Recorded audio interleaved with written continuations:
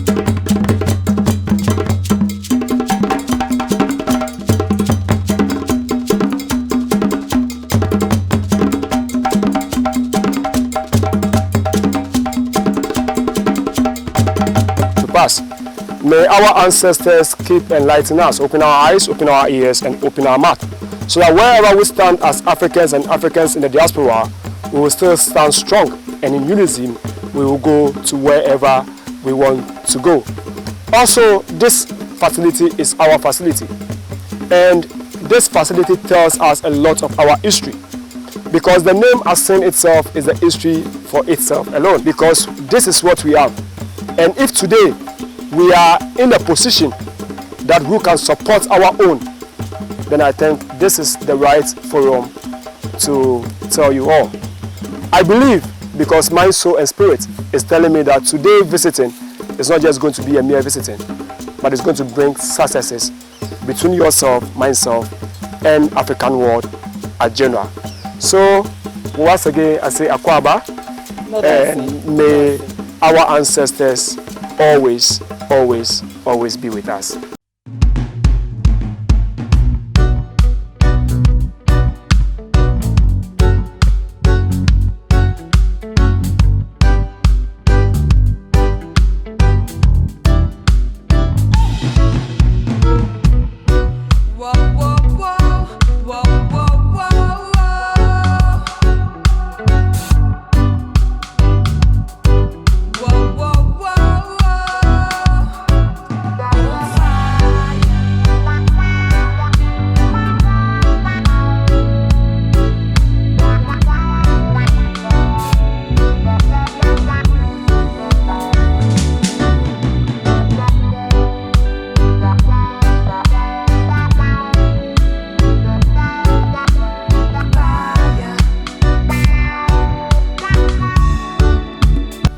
You see, as I was saying earlier, people thought that there is no day that we would come together.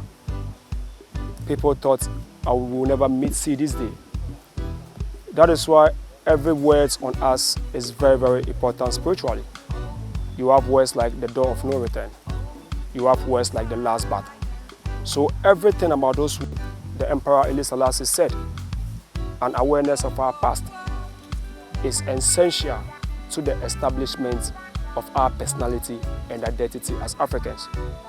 Marcus Garvey said, people without the knowledge of your root, culture, or tribe, you are just like a tree without a root.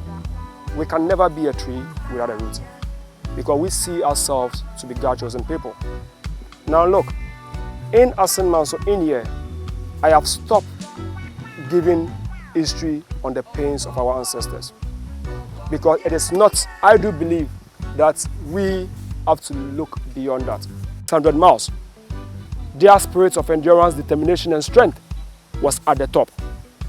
Even whilst they were dying, they still managed to rescue few. The love that they showed. They sacrificed a lot. They were selfless.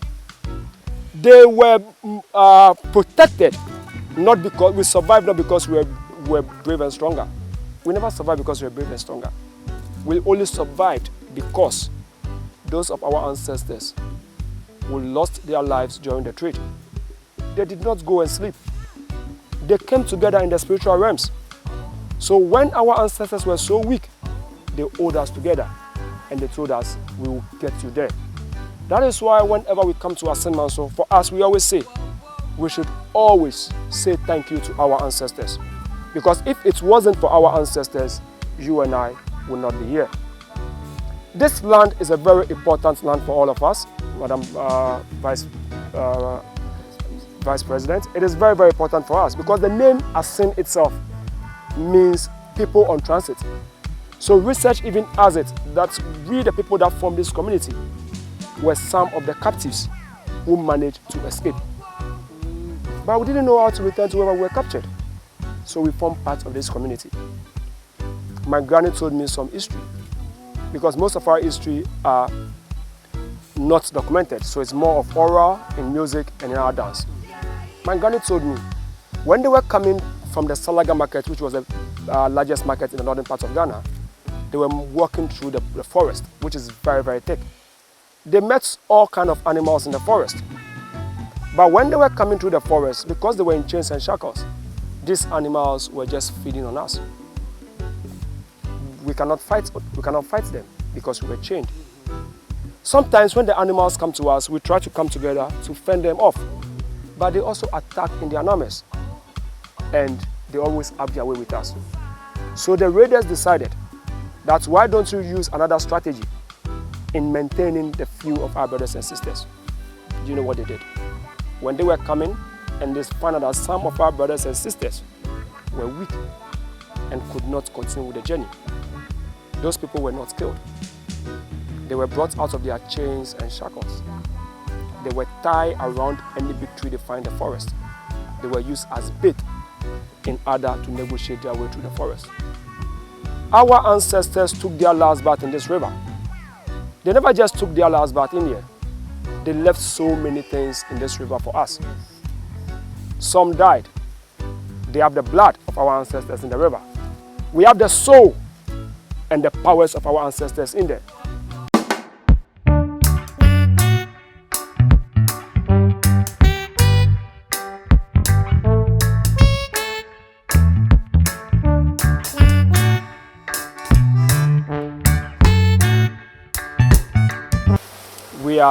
We are here and we don't want to go back the same us. We want to go back the better version of ourselves. Now when we get to this river, after forgiving, then it means we have to have a new world. When you forgive somebody, there are certain things about us that we also have to let go.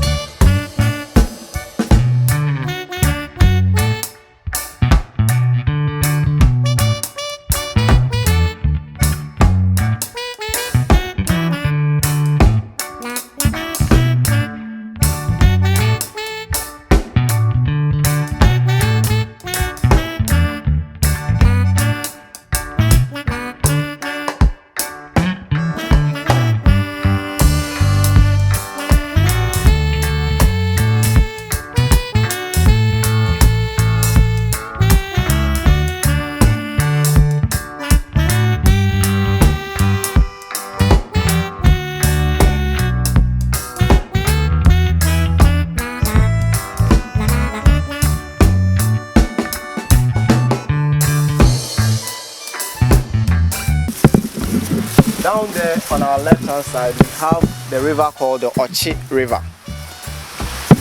Ochi literally means something that grabs. And then we have the Donkunchio.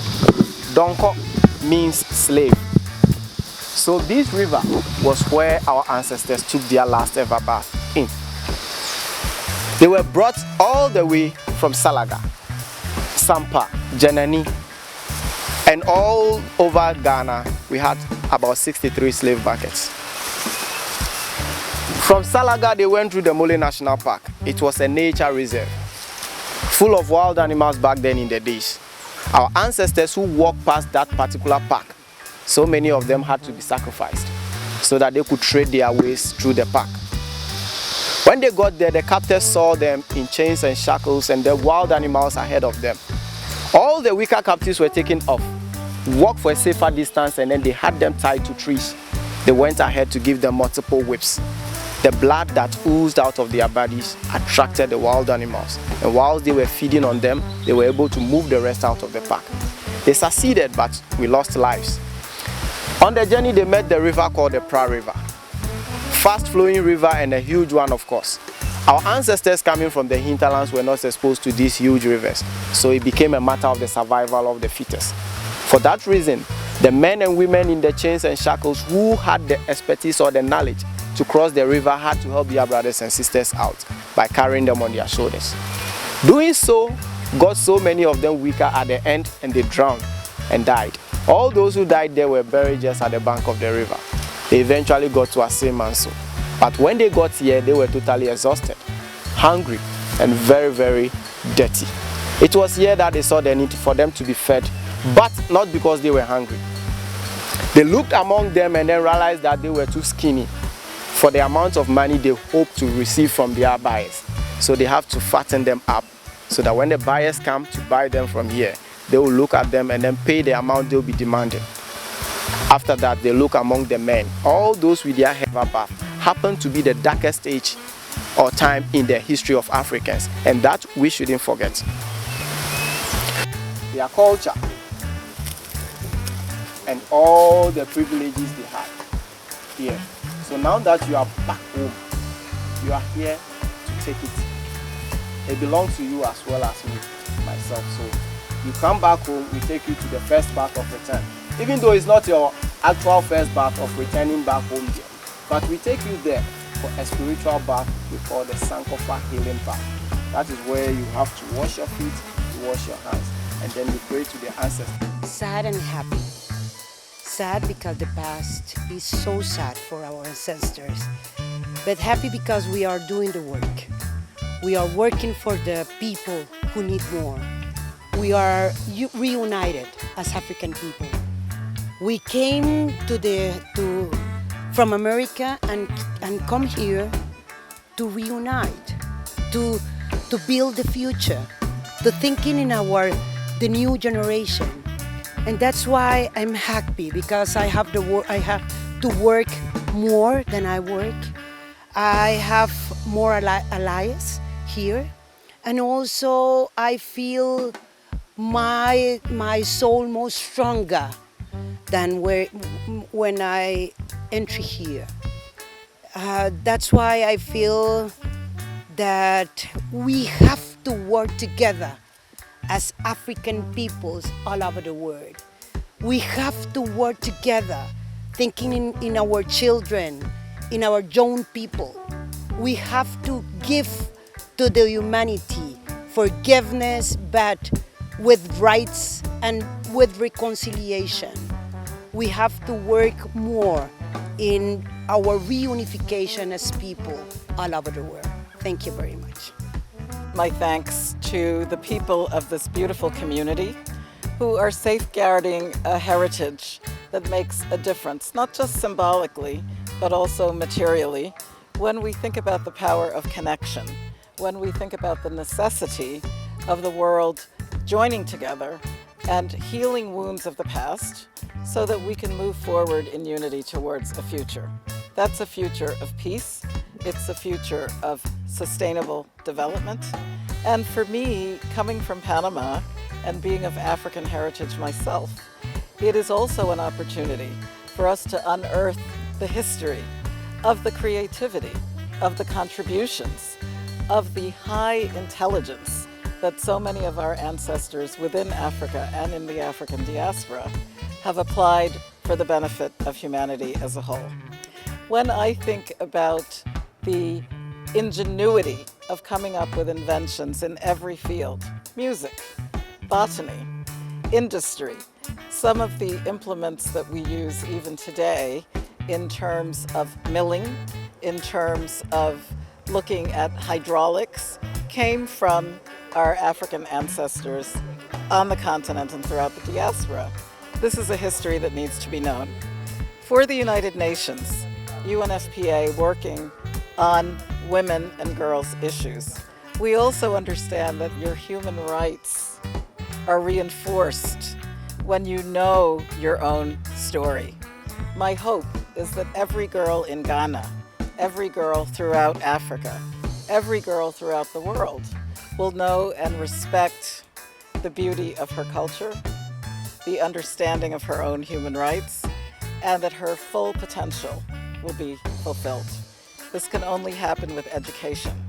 And education is not just in books, it is in visits such as we have had today, where we too have had our eyes opened to the meaning of peace, the meaning of disrespect of man by man of women. And we also deeply want to understand this term of enslavement. Not slavery, because as we know, slavery is not a condition, it's an injustice. So to be enslaved, to be disrespected at the time of your burial, this place today is a place of healing, where we see the combination of what is lost and what is reclaimed. So it's been a beautiful, eye-opening visit for me. This term slavery must be re-examined. This was something that the United Nations undertook during a decade of looking at the antecedents, the history of the trade in one human being, actually trying to deny the humanity of another and making them into a commodity. Slavery is not a thing. It is an unjust act, which is enslavement. It is sad when religion, for example, cannot overcome certain understandings about inherent worth. And in the past, it took a lot for religious leaders to come to where they are today and to explain very carefully that the Bible does not defend enslavement. Because this was used and twisted in the past, it's important for us to understand that to be enslaved means that your human rights are being insulted. No one is a slave. We're all equal, isn't it? Man, woman, child, no matter what your ancestry, no matter where you come from. So the act of enslavement is what needs repair. The sad truth is that even today, people are held against their will. People are trafficked against their will. And the enslaver is trying to convince this lady, to convince this child that no, this is what you are supposed to be. You're supposed to serve me. So all of us need to resist terminology that reinforces the wrong thing. I don't use this term slavery as was recommended by the United Nations. We call it enslavement. That is what it was. Now, people are not to be bought and sold. It's just that simple. Children are not to be exploited for child labor. It's just that simple. Women are not to be exploited for sexual misdeeds. It is just that simple. We are all equal in the eyes of God and under the law. I'm speaking about return, speaking about healing, speaking about acknowledging the past so that we move forward, means that we no longer have to dwell in the belief that we are in any way inferior. We're not superior, we're not inferior either. So I emphasize this point because I think for your profession as a journalist, for my profession as a medical doctor in the United Nations, for every school child, this is very empowering information that we need to share with each other. Thank you so much.